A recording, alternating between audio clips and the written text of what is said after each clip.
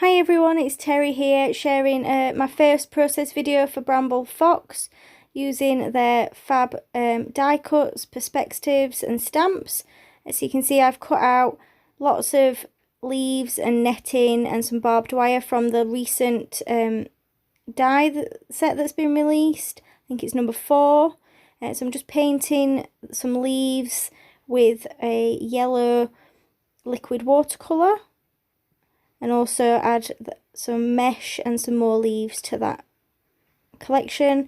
And then I also paint some in Dina Wakley Penny, so it's like a bronze coloured acrylic paint that's got, so it's a metallic, so it gives kind of a sheen, and I thought that would work really well for the barbed wire, and it's kind of an autumnally feel to that colour. And it goes well with the yellow leaves that I've already painted. I find painting on a silicone craft sheet like this so much easier for clearing up afterwards. So I decide I'm going to have some bronze leaves as well.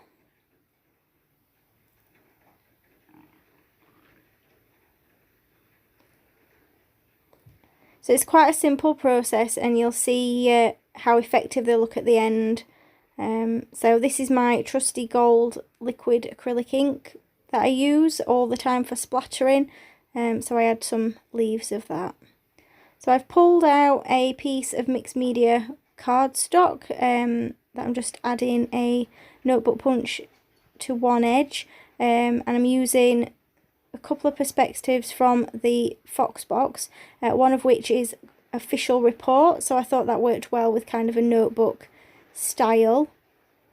So you'll see I'm just creating a bit of mixed media on the background, and I'm creating kind of a shelf for the photos to sit on, and then I want some drips of colour coming down the page. So you see I add lots of paint and water to try and get it to drip down. I want it to be quite as natural as possible, but you do have to kind of give it a bit of a helping hand at times. So you'll just see me doing that in. So I'm using the Prima Tropical watercolour set, and I've picked out this yellowy colour to try and coordinate with the patterned papers that you'll see I've pulled out later, and kind of autumnally colours. So I had a bit of orange. I'm not too worried about it looking patchy at the top in that area, because it will be covered up by the photos. So I pulled out some scraps of patterned paper that coordinate with both my photos and the background.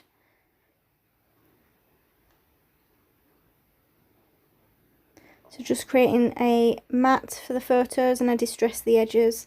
So I've pulled out one of those net pieces that I've die cut out, and you can see I've also die cut lots of leaves, sorry, from other patterned papers that coordinate. So my mixed media cardstock is a little bit smaller than 12 by 12, so I've cut it down a bit further, and I'm going to create like a bit of a notebook piece on the page. So on top of this patterned paper that's from the Marigold crepe paper collection. I apologise if you can hear that rain, it's just started raining really heavily here. So you can see I've just put the mat of patterned paper and photos on top of the kind of shelf of paint, and I'm just tucking the webbing type net paper underneath to stick my perspective over. So my idea behind this is that this page documents our hike up Bleabury Fell in the Lake District. So you can see I'm just tucking in lots of different leaves, some from patterned paper, some of the painted ones just behind the mat, to create kind of a bush effect.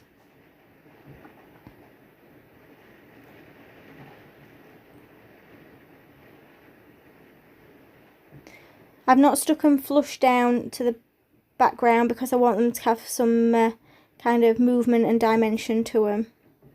So I'm just holding that down to stick it onto the background. Sometimes it takes a little bit longer to stick perspectives on top of paint, I find. So just a bit careful with them. So I'm going to add kind of a subtitle that says Bleaberry Fell, using these small Pink Fresh Studio puffy letter stickers. I absolutely love these, and I'm so glad that they seem to be bringing them out with pretty much every collection now. I think these are from the Days of Splendor collection, and they're all beautiful autumnal colours. So you can see there I've also pulled out the Jen Hadfield The Avenue sticker sheet.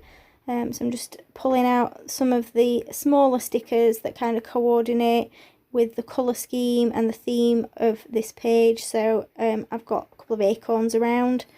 In the Bramble Fox shop, you'll see there's these cute animals. They're just the sweetest little things, and I was trying to fit them on this page because I just wanted to show some of them because I want to put them on everything. So there's some little squirrels running around. We didn't see squirrels, but I figured it's an autumnal looking page, and they're just the cutest little thing. So quickly added a doodled border and some journaling in black pen. Just looking for any more stickers that might work.